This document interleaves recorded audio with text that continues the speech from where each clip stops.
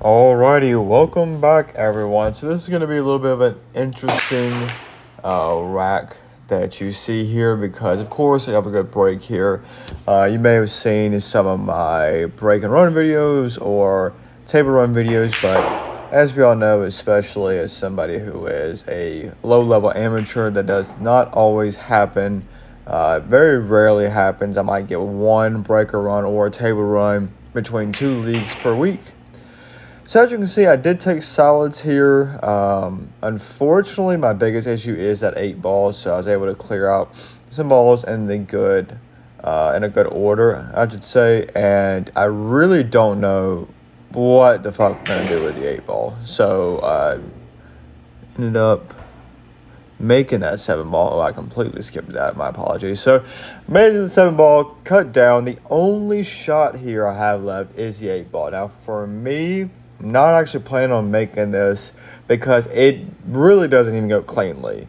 So my plan is to just kind of get the 8 ball close to the pocket and get the cue ball up the table to where that 13 ball is a little bit difficult to get to, maybe cause some issues. So of course, don't do any of that.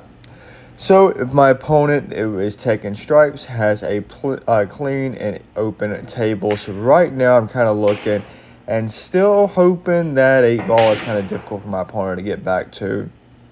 So in this instance, my opponent or myself, however you want to rephrase it, I would definitely go to try to move that 8 ball, but I get actually to tie them up. So in USAPL, you see me moving around this table. This 8 ball and this 13 ball are tied up. So in USAPL, you can call a safe, which automatically gives your opponent the next shot. So if my opponent's on the 8 ball in this situation, I will call a safe, forcing them to make the 8 ball. So in this instance, I'm on the 8 ball. I'm not looking at the 8 ball.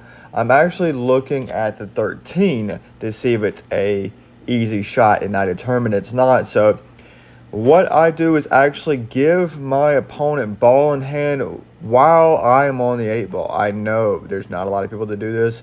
It causes much bewilderment with my teammates, but if you and your opponent both have a 90% chance of missing the shot, who do you want shooting the shot? Your opponent, right? Especially when you're on the 8 ball, it's high leveraged. They end up missing a shot similar to that. I hit it as good as I could, but I still missed it, and you just gave your opponent the game just like that.